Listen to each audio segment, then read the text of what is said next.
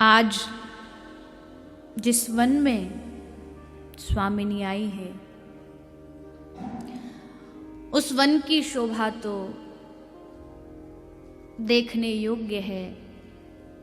चारों ओर कोयलों का कलरव, शुक और सारी अपनी उस ध्वनि से श्री राधा रानी का हृदय अपनी ओर आकर्षित कर रहे, खींच रहे हैं। भौरों का गुंजार, चारों ओर सुंदर सुंदर पुष्प जूही के, चंपा के खिले हुए हैं। तभी ललिता ने कहा, हे स्वामिनी, चलो उधर देखो, एक बड़ी सुंदर नदी की धारा प्रवाहित हो रही है और इसका नाम यमुना है। आहा, श्री जी का हृदय एकदम आह्लादित हो उठा, दौड़ पड़ी यमुना की ओर। यमुना के किनारे पर जाके श्री जी बैठ गई और बड़े भोले स्वर से, भोले शब्दों से ललिता से पूछ रही है, मानो अनभिज्ञ है, कुछ नहीं जानती है। अरे ललिता, विशाखा, मैं बहुत कुंजों में गई पर ऐसा कुंज तो मैंने अभी तक न देखा। क्या नाम है इस कुंज का, इस वन का क्या नाम है? तो विशाखा बोली, लाडली, इस वन का नाम है वृंदावन। आहा, कितना प्यारा नाम है इस वन का। ये नाम लगता है कि कितनी बार सुना है, सुना सुना सा लगता है, अपना अपना सा लगता है। नाम सुनते ही श्री जी के नेत्रों से अश्रु बहने लगे। धन्य है ये वृंदावन, धन्य है ये यमुना महारानी। उस यमुना में सुंदर सुंदर कमल खिले हैं। श्री जी ने एक कमल तोड़ा, अपने हाथ में लेकर के उसको निहार रही थी। तभी ललिता के मुख से निकला, श्री जी, जैसा ये नील कमल का रंग है ना, ऐसा ही रंग है हमारे कृष्ण का। बस कृष्ण सुना, कृष्ण सुनते ही श्री जी को रोमांच होने लगा। कौन है ये कृष्ण? कितना प्यारा नाम है इसका। खुद स्वामिनी बैठी बैठी बोलने लगी, कृष्ण कृष्ण कृष्ण। क्या मैं इस नाम को जानती हूं? क्या मैंने पहले इस नाम को सुना है? कभी नहीं सुना, फिर भी ये नाम इतना प्यारा क्यों लग रहा है? ललिता इत्यादि सखियों ने देखा कि कभी रोने लग रही हैं, कभी हंसने लग जाती हैं, कभी हंसते हुए कृष्ण कह रही हैं, कभी रोते हुए कृष्ण कह रही हैं। ललिता इत्यादि को लगा कि अब ये प्रेम आनंद में डूब रही है, अब यहाँ रहना उचित नहीं है। श्री जी का हाथ पकड़ा, सखियों ने कहा, चलो अब महल चलते हैं। बड़ी भोली है सखी, जहाँ लेके जाती है वहीं चल देती है, सखियों की आज्ञा पर चलती है। सखी लाडली जी को लेकर के महल में वापस आ गई। आई ही थी कि वहां सामने चित्रा सखी खड़ी थी। चित्रा ने स्वामिनी को प्रणाम किया और बड़ी आनंद में भर के बोली, श्री जी, पता है मैंने आज एक चित्र बनाया, आप देखोगी उसे? बहुत प्यारा चित्र है। ललिता बोली, नहीं नहीं, अभी स्वामिनी थकी हारी आई है, सुबह से कुंज में थी, अभी तू थोड़ी प्रतीक्षा कर। तो चित्रा थोड़ा रूठ गई ललिता से कि अच्छा, खुद तो दिन भर स्वामिनी से चिपकी रहती है, मैं थोड़ी देर आई तो मुझे भगा रही है, मैंने इतने प्रेम आनंद से ये चित्र बनाया। रूठ गई। तो श्री जी ने चित्रा को अपने पास बुलाया, इधर आ, क्यों रूठती है? ला मुझे दिखा ये चित्र, पर पहले इसकी कथा तो बता कि ये चित्र तूने बनाया क्यों, कैसे बनाया?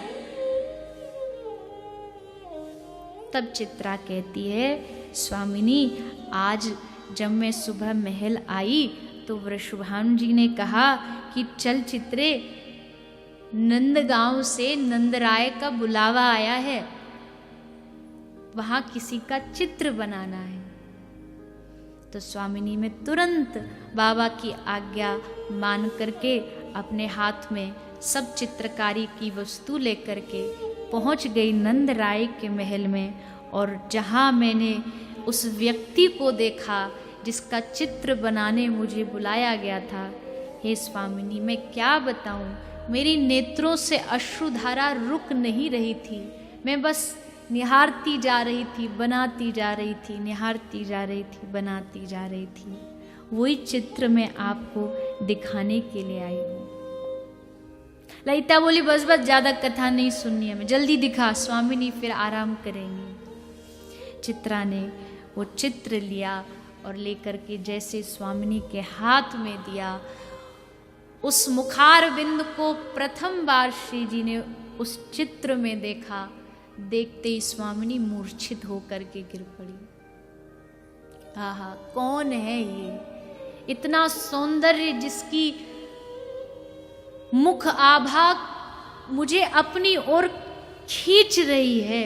मैं स्वयं श्री जी नेत्रों से अश्रु भी गिरा रही हैं। मैं आर्य पुत्री होके अभी यमुना किनारे एक पुरुष के शब्द पर खींची जा रही थी, उसके नाम पर खींची जा रही थी, और अब देखो इस पुरुष के मुख पर खींची जा रही हूं। ये क्या हो गया है मुझे? तब ललिता ने कहा, अरे राधा, ये चित्र वाला व्यक्ति और जो यमुना पर जिसका नाम लिया जा रहा था, ये दोनों में कोई भेद नहीं है, एक ही दोनों हैं। तभी आप उसके नाम और इसके रूप पर आकर्षित हो रही हो। श्री जी आनंदित हो उठी। उस चित्र को श्री जी ने छोड़ा नहीं, उसको अपने हृदय से लगा लिया। इतना सुंदर रूप।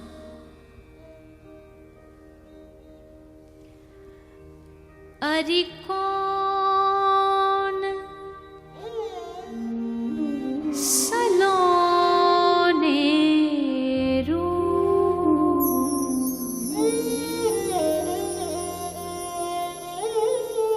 अरे कौन सलोने रूप,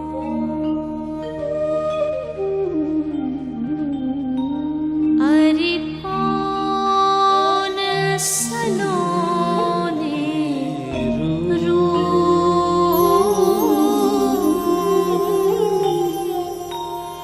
अरे कौन सलोने रूप। कौन है ये? हंस हंस बातें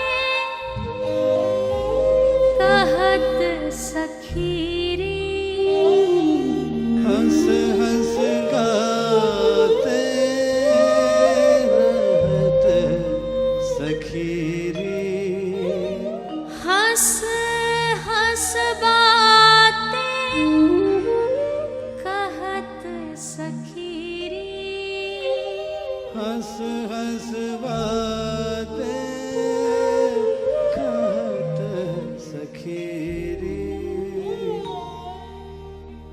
यह कुंवर कहाँ को भू, यह कुंवर कहाँ को भू, यह कुंवर कहाँ को भू, यह कुंवर कहाँ को भू। श्यामल अंग पीत पट राजत, माथे मुकुट अनु, श्यामल अंग पीत पट राजे, माथे मुकुट अनु। भ्रकुटी निकट नैन रस बरसत, भृकुटी निकट नैन रस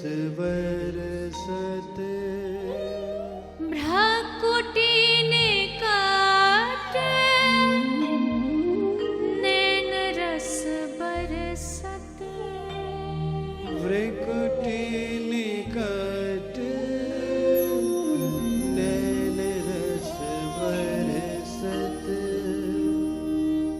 वदन सुधा निधि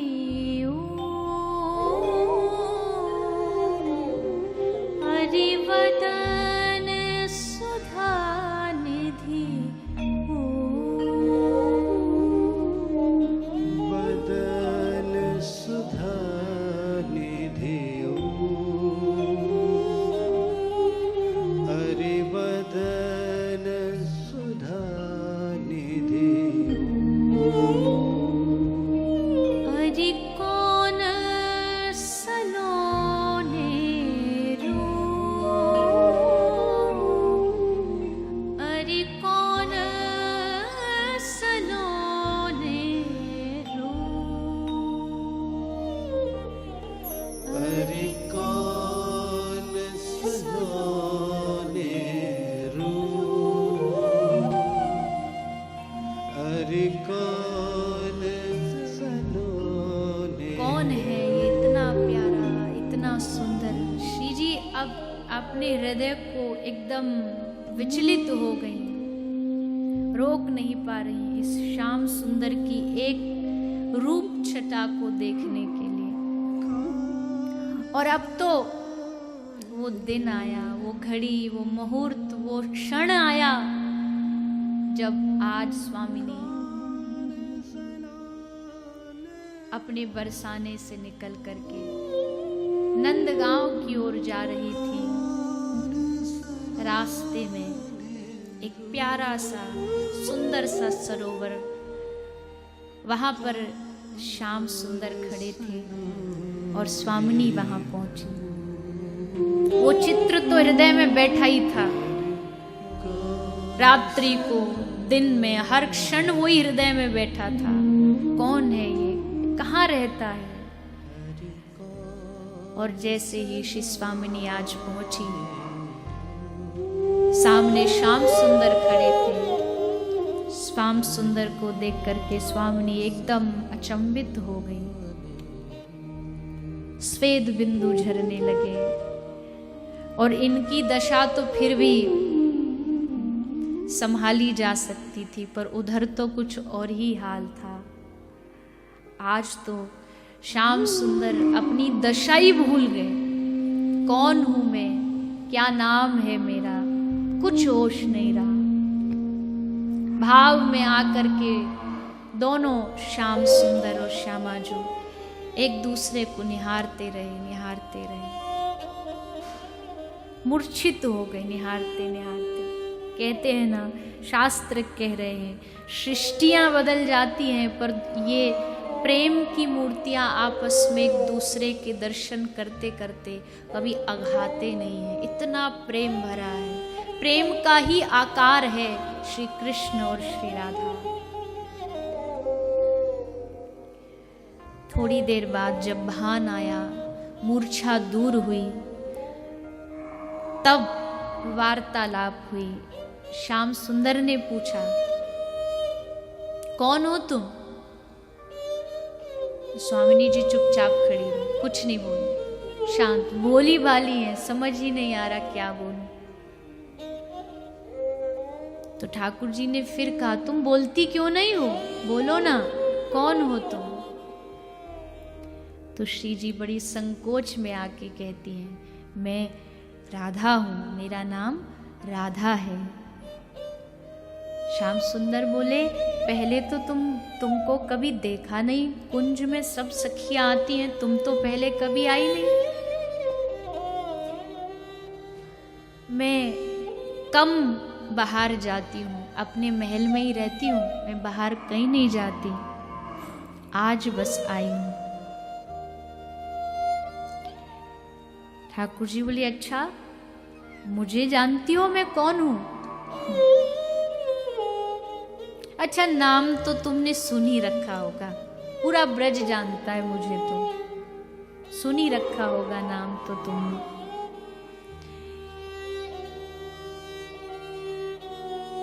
क्या नाम है आपका? तब श्याम सुंदर ने कहा, मेरा नाम है कृष्ण। आहा, हृदय भर गया श्री जी का कि जिसको खोज रही थी, जिनको ढूंढ रही थी, वही सामने मिल गए। हृदय तो आनंदित हो गया, पर बाहर से कह रही हैं। श्याम सुंदर ने कहा, नाम तो सुनी रखा होगा। श्री जी बोली, नहीं, पहली बार सुना है। उस समय श्याम सुंदर का मुख देखने योग्य था। श्याम सुंदर ने कहा, तूने हमारा नाम ही नहीं सुना, ब्रज में रहती और हमको नहीं जानती, कृष्ण को कौन नहीं जानता। तब श्री जी बोले, अच्छा अच्छा, तो तुम वही चोर कृष्ण हो। ठाकुर जी ने कहा, चोर कृष्ण? अरे तेरा क्या चुरा लिया हमने जो तू हमें चोर कहती है? असली चोर तो आप हो। श्री जी ने कहा, हम तो कभी चोरी करना जानती नहीं, फिर आप हमको चोर कैसे सिद्ध कर रहे हो? तो लाल जी ने कहा, हे स्वामिनी, इससे बड़ी चोरी क्या होगी कि आपने हमारा हृदय ही चुरा लिया, हमारा चित्त ही चुरा लिया, तो हमसे बड़ी चोर तो आप हुई।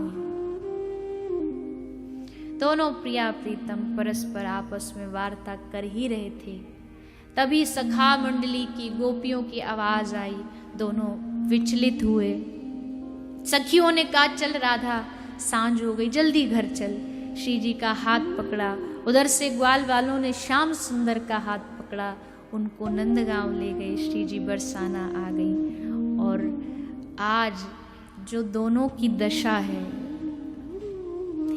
आज तो मिलन हो गया, पर अब इसके बाद 2 दिनों तक कोई मिलन ना हुआ। दोनों व्याकुल है हृदय। प्रेम हमेशा मिलन की उत्कंठा तो रखता है, लेकिन विरह उस प्रेम की और उस प्रेम को बढ़ाता है।